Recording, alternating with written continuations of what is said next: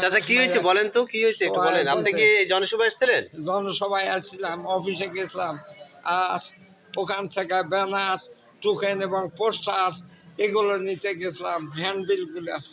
আর তরকারি কাঁচা পট্টি বাজারে আসে একটা সাইলি আছে অন্ধকার, ওখানে আমার পিছন দিক থেকে আঘাত করে মাটিতে ফেলা দেওয়া হয়েছে। কোন বাজারে এটা?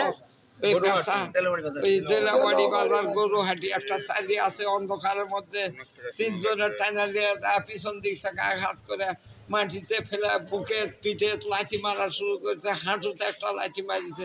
আমি হাড়ের রুগী, এটা মারছে কারা আসলে? কঠিন পিছন দিক থেকে মারিছে, আমি চিনতে পারিনি, জায়গাটা অন্ধকার।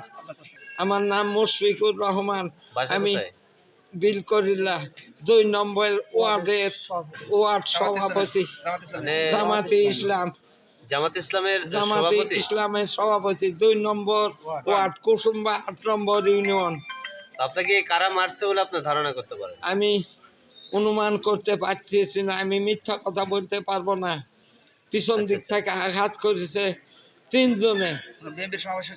বিএনপির সমাবেশ হচ্ছিল, ভাঙ্গা গেছিল, অফিসে যাওয়ার সময় ওখানে বিএনপির কিছু নেতা কর্মী আমার চোখে পড়ছিল।